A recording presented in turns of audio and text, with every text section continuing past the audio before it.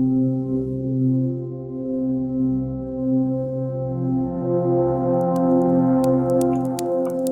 now, come right on in here and have a seat. This ain't a ghost story. It's more of a reminder. Here, let me pour you a cup of night's tea.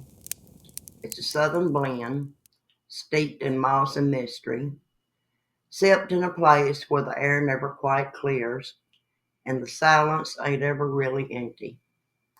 Because tonight's story takes us to Cassadaga, a place in Florida where the houses smile but the shadows whisper.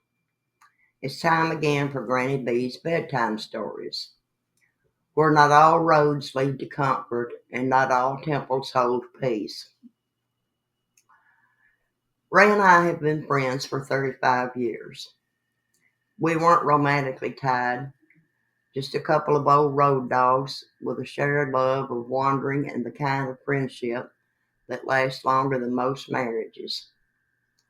One fall we got curious, and curiosity, baby, is often the first step into the strange.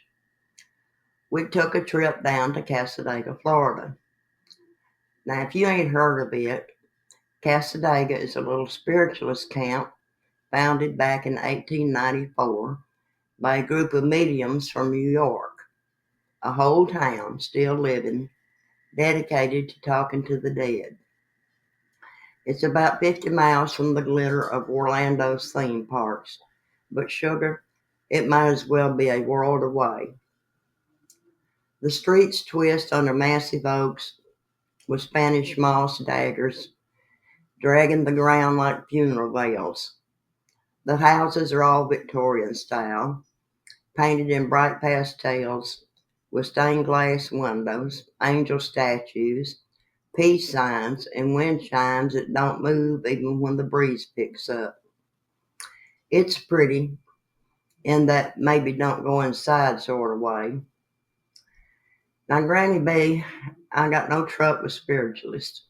I know how to pray and I know how to listen to the Lord, but I don't go looking for ghosts with folks who charge by the door.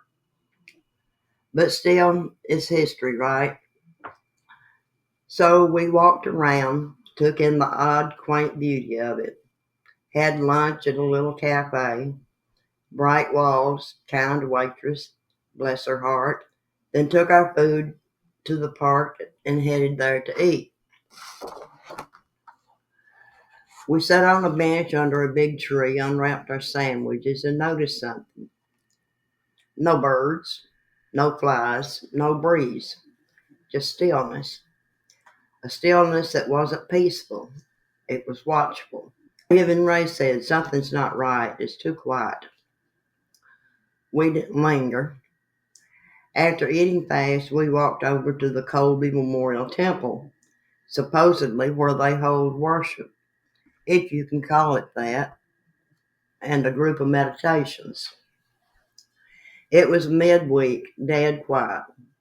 We thought we were alone, but just past the hum of the air conditioner, we heard it.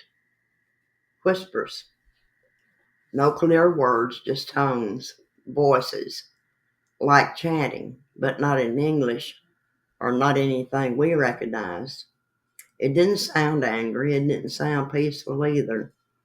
It sounded like it wasn't meant for us. Ray and I didn't say nothing to each other. We just looked at the altar, then the windows, and turned around and real slow and walked out. Still, we lingered.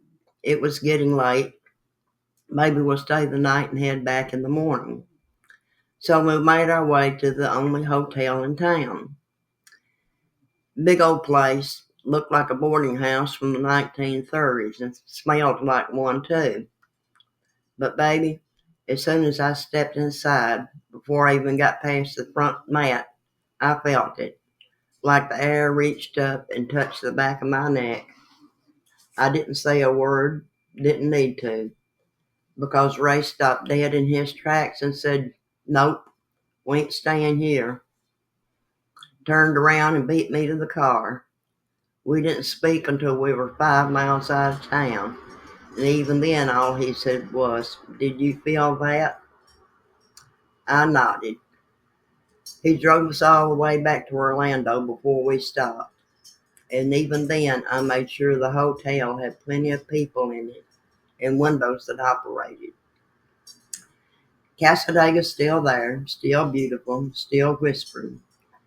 But some places, sugar, you don't go looking for what's behind the curtain, not unless you're prepared for it to look back. Well, now, some towns don't need haunted houses. The town itself is the ghost. Thank you for sitting with me tonight. If you ever pass through Cassadaga or anywhere quiet when it shouldn't be, eat quick, pray steady, and don't stay the night unless you have to. I'll be here the next time with a fresh pour of tea and a story steeped in strange. But for now, lock your doors, say your prayers, and keep your heart closed to voices that ain't yours.